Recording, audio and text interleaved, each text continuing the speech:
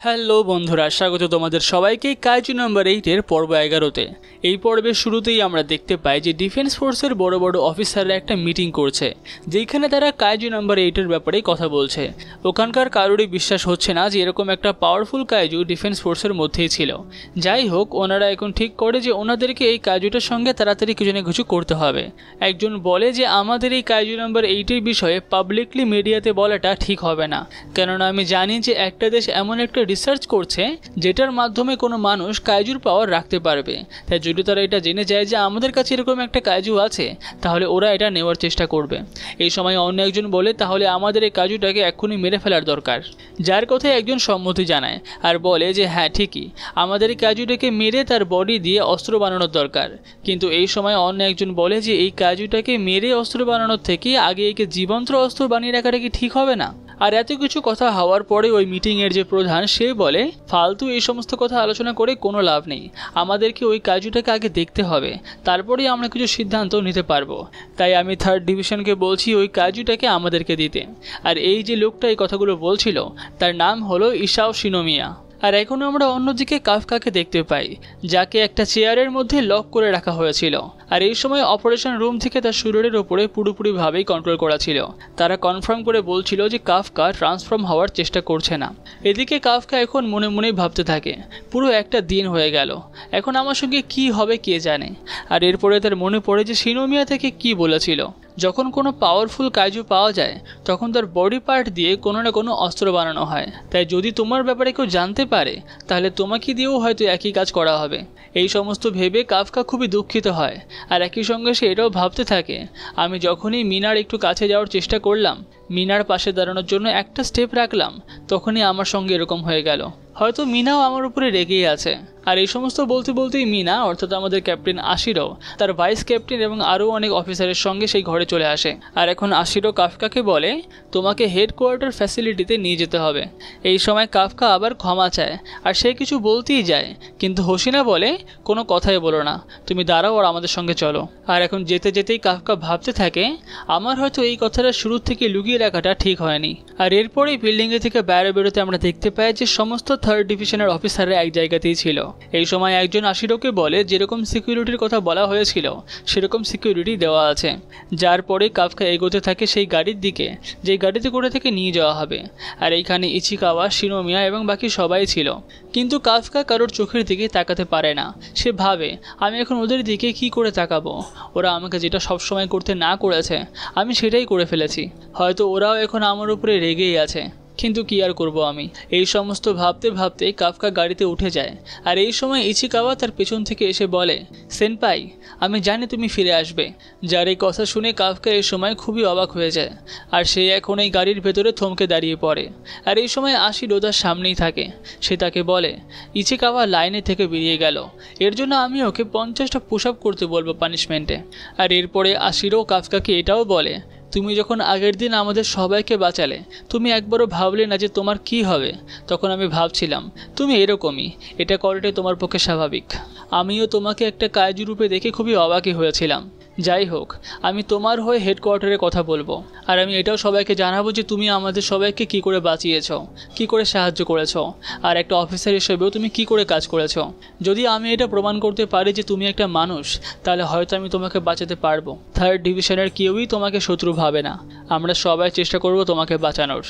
যাই হোক, এখন সময় হয়ে গেছে, তুমি বসে পড়ো। আর এরপরে সে কাফকাকে ওই গাড়ির চেয়ারে বসিয়ে লক করে দেয়। আর তারপর সে বলতে থাকে ডিফেন্স ফোর্সের আর্টিকেল 13 অনুযায়ী তোমাকে এখানে আটকে রাখা হয়েছে। আর এরপরে হেডকোয়ার্টার সিদ্ধান্ত নেবে যে তোমাকে কি করতে হবে। কিন্তু তার এই সমস্ত কথা কাফকা শোনে না।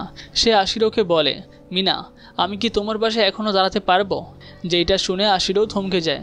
আর তারপরেই সে বলে হ্যাঁ তুমি পারবে, আর আমি এখনও তোমার জন্য অপেক্ষা করছি। যেইটা শুনে কাফকা এই সময় খুবই ইমোশনাল হয়ে পড়ে, সে কাঁদতে শুরু করে। আর এখন গাড়িও স্টার্ট হয়ে যায়, তারা যেতে শুরু করে। আর এই সময় ভাইস ক্যাপ্টেন হোসিনা 3rd ডিভিশনের সবাইকে বলে স্যালুট করতে। যেইটা দেখে পাশের অন্য একটা অফিসার বলে হোসিনা তুমি এটা কি করছো? যার উত্তরে হোসিনা বলে আমি আমার সুপিরিয়র অফিসার ক্যাপ্টেন আশিরোকে স্যালুট করছি। যেটা শুনে ওই লোকটা বলে হ্যাঁ তাহলে ঠিক আছে, কেননা আমরা তো আর একটা কাইজুকে স্যালুট করবো না। আর এরপরেই আমরা দেখতে পাই ডিফেন্স ফোর্সের হেডকোয়ার্টার, যেখানে কাফকাকে এই সময় 31টা সিল করা গেটের ভিতরে রাখা হয়েছিল, যাতে কাফকা কোনো রকমে সেখান থেকে বেরোতে না পারে। আর এখন আমরা কয়েকদিন পরের ঘটনা দেখতে পাই, যেখানে ইচিকাওয়া, ইহারু সবাই বসেছিল। এই সময় ইহারু ইচিকাওয়াকে বলে, আমি তো ভাবতেও পারিনি যে ওই কাফকা নামের লোকটা একটা কাইজো, তাই না ইচিকাওয়া? তুমি বুঝতে পেরেছিলে? যেই কথাটার সে এখন কোনো উত্তর দেয় না। এই সময় মিনাসে বলে, কাফকা তো আমাকে বাঁচিয়েছিল, আর কাফকাই প্রত্যেকবার এটা খুঁজে বের করে যে একটা কাইজুকে কি করে মারা যাবে। আর কাফকা যখন আমাদের সঙ্গে থাকে তখনই কিন্তু বেশি মজা হয়। যার এই কথাগুলো শুনে এখন ইহারু বলে, কাফকা তো আমাকেও বাঁচিয়েছিল। কিন্তু কাগুরাগি এই সময় বলে, আমরা এগুলো ভাবলে কিছুই হবে না, হেডকোয়ার্টার যা সিদ্ধান্ত নেবে সেটাই হবে। এই সময় ইজুমো বলে, সত্যি একটা মানুষের কাইজুতে পরিবর্তন হয়ে যাওয়ার ব্যাপারটা কিন্তু আদৌ ছোট না। যদি এইটা পুরো দুনিয়া জানতে পারে তাহলে তখন সবাই কিন্তু ভয় পেয়ে থাকবে, কেননা তাদের পাশের কোন মানুষটা যে কাইজু সেটা তারা জানে না। আমার মনে হয় না যে আমরা এখন এই ব্যাপারটাতে কিছু করতে পারবো। আর এখন অন্যদিকে আমরা আশিরোর অফিস দেখতে পাই, যেখানে এই সময় অপারেশন টিমের থেকে ওকোনোগি আসে। তাকে আশিরোই ডেকেছিল। সে ভেতরে আসা মাত্রই আশিরো তাকে কিছু ডকুমেন্টস দেয় আর বলে যে সেগুলোকে জেরক্স করে আনতে। ওকোনোগি দেখতে পায় যে সেগুলো সবই হলো কাফকার ডকুমেন্টস। আর এরপরে আমরা হোসিনাকেও দেখতে পাই, যার কাছে এখন একটা লোক আসে আর তাকে বলে যে এই এরিয়া থেকে সমস্ত ভাঙাচোরা গাড়িগুলোকে পরিষ্কার করে নেওয়া হয়েছে, যেই কারণে হোসিনা তাকে ধন্যবাদ জানায়। আর এরপর সে হোসিনাকে এটাও জিজ্ঞাসা করে যে কাফকার কি হয়েছে, যেটার উত্তর হোসিনা দেয় না, বরঞ্চ সে বলে, আমাকে কাফকাকে এখানে আবার আনতে হবে। আগেরবার যখন আমি আর কাফকা ফাইট করেছিলাম তখন কাফকা তার পুরো পাওয়ার ব্যবহার করেনি। ও কি ভাবছে নিজেকে? আমাকে ওর সঙ্গে আবার লড়াই করতে হবে, আর এইবার আমি ওকে বলবো ওর পুরো পাওয়ার ব্যবহার করতে। আর এখন আমরা অন্যদিকে কিকোটো শিনোমিয়াকে দেখতে পাই, যে এখন ডাইরেক্টর জেনারেল ইসাও শিনোমিয়ার ঘরের সামনে দাঁড়িয়েছিল। এখন অনেক সাহস নিয়ে সে সেই ঘরে ঢোকে আর তারপরে ইসাওকে প্রথমে বাবা বলে ডাকে। এখান থেকে আমরা বুঝতে পারি যে কিকোরু হলো তারই মেয়ে, কিন্তু সে এই সময় বাবা বলে না, সে পরে স্যার বলে ডাকে। আর তাকে বলে যে কাইজু নাম্বার 8কে ছেড়ে দিতে, কেননা সেই কাইজু নাম্বার 8 কিকোরুর জীবন বাঁচিয়েছে। যেটা শুনে ইসাও বলে, তাহলে তুমি কি এখানে আমাকে তোমার ফেলিয়ার বিষয়ে বলতে এসছো? আর এই বলার পরে সে কিকোরুকে কাফকার এক্সরে দেখায়, যেখানে কাফকার হৃৎপিণ্ডের মধ্যে দেখা যাচ্ছে যে এইটা আর মানুষের হৃৎপিণ্ড নেই, এটা ধীরে ধীরে একটা কাইজু হৃৎপিণ্ডে বদলে যাচ্ছে। যেটা দেখিয়ে তার বাবা বলে, তার মানে কাফকা আসলে একটা মানুষ নয়, সে একটা কাইজু, সেরকমই একটা কাইজু যে তোমার মাকে মেরেছিল। তাহলে বলো এবার তোমার কি বলার আছে? যদি কিছু না বলার থাকে তাহলে চলে যাও এখান থেকে।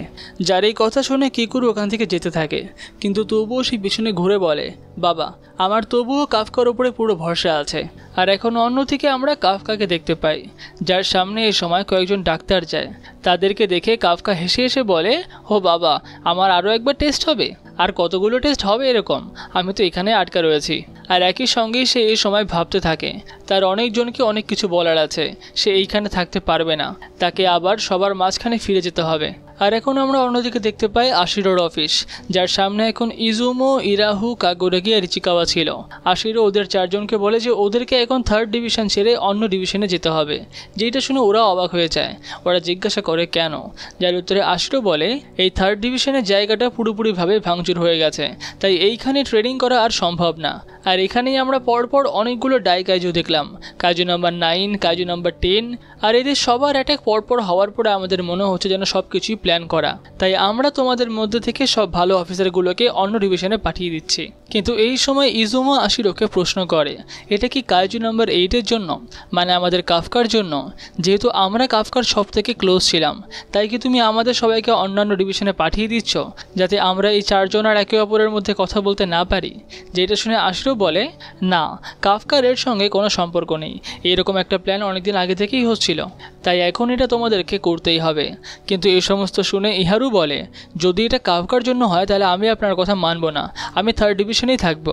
কিন্তু ইচিকাওয়া এই সময় বলে, ঠিক আছে আমি রাজি আছি। ইহারু তাকে বোঝানোর চেষ্টা করে, আমরা সবাই একে অপরের থেকে আলাদা হয়ে যাব, আর কথা বলতে পারবো না। কিন্তু ইচিকাওয়া তবুও বলে, ঠিক আছে আমি রাজি আছি।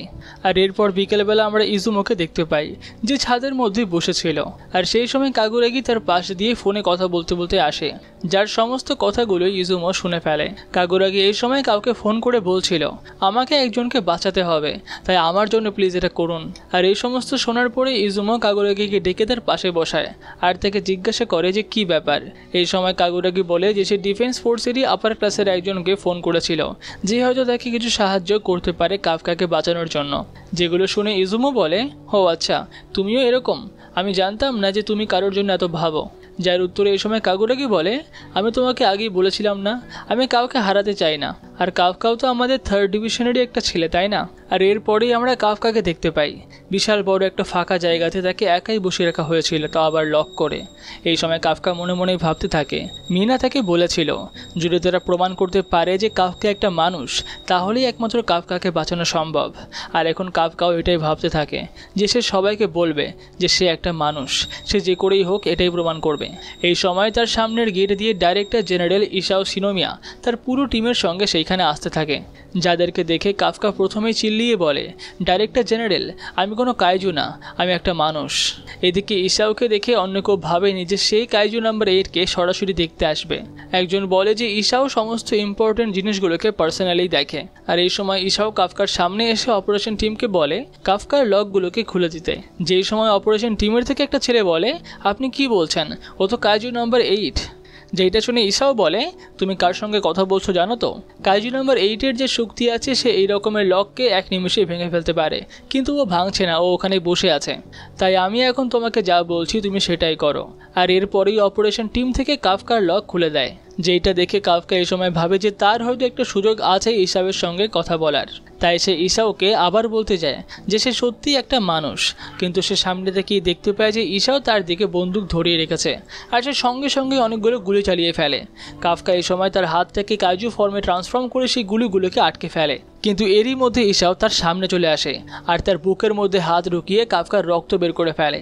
আর তারপরে সে কাফকাকে বলে, তুমি জানো তো যারা বন্দুকের গুলি শুধুমাত্র হাত দিয়ে আটকে দিতে পারে তাদেরকে আমরা মানুষ বলে ভাবি না। আর এই বলাকালীনে সে কাফকার রক্তটা একটা টেস্ট টিউবে ঢালে আর তারপরে সেটা অন্য একজনকে দিয়ে দেয়। কিন্তু কাফকা এর পরেও বলে, আমি কোনো কাইজু না, আমি হলাম কাফকা হিবিনো। যেটা শুনে ইসাও এই সময় বলে, ও আচ্ছা তাই। আর এই বলে সে একটা সিগন্যাল দিয়ে দেয়, যে সিগন্যালটা হলো FS-1002 অস্ত্রটা অ্যাক্টিভেট করার। এই সময় ইসাওয়ের পাশ থেকে দুটো ছেলে বক্সের থেকে তার অস্ত্র দুটো বের করে আর সেই দুটোকে ইসাও তার হাতে পরে নেয়।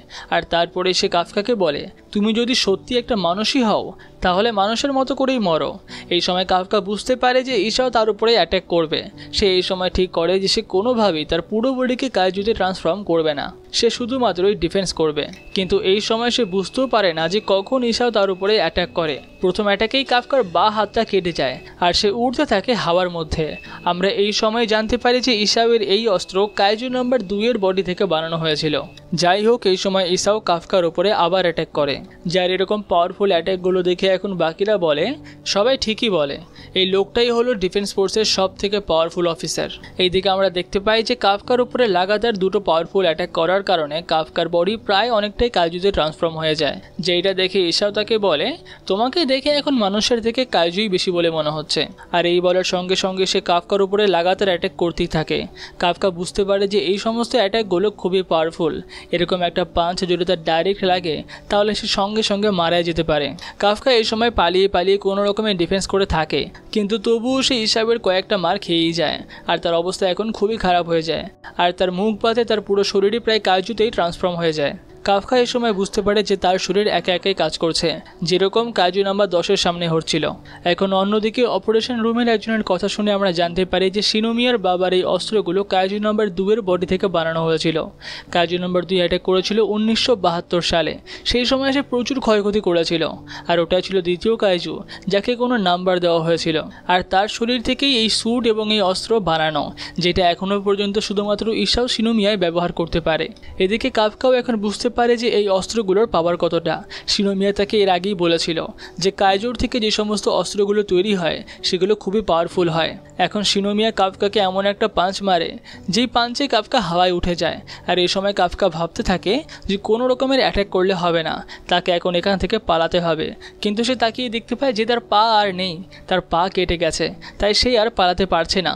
এই সময় শিনোমিয়া এসে থেকে আবার অ্যাটাক করে আর এই অ্যাটাকে কাফকার অবস্থা এতই খারাপ হয়ে যায় যে এখন তখন কাফকার বডি ধীরে ধীরে পুরোপুরি কাইজু ফর্মে ট্রান্সফর্ম হয়ে যায়। কাফকা এখন ভেতর থেকেই বুঝতে পারে যে সে আর তার বডিকে কন্ট্রোল করতে পারছে না। আর এই সময় তার মাথায় শুধুমাত্র একটা জিনিসই আসছে, মেরে ফেলো, সবাইকে মেরে ফেলো। যার পরেই কাইজু নাম্বার 8 গর্জন করে ওঠে, যেটাতে আশেপাশের সমস্ত কাঁচ ভেঙে যায়। আর তারপরেই সে তার পুরো পাওয়ার নিয়ে এগিয়ে যায় ডাইরেক্টর জেনারেলকে অ্যাটাক করতে। কিন্তু এই সময় ওপর থেকে কিকোরো শিনোমিয়া চিল্লিয়ে ওঠে। সে বলতে থাকে, কাফকা তুমি তো একটা মানুষ, তুমি কেন অ্যাটাক করছো, থেমে যাও। আর এখানে শেষ হয় কাইজু নাম্বার 8-এর পর্ব 11। পুরো ভিডিওটি ভালো লাগলে ভিডিওটিকে অবশ্যই লাইক করবে, আর পরের সপ্তাহে শেষ পর্ব দেখার জন্য চ্যানেলটিকে অবশ্যই সাবস্ক্রাইব করে রাখবে।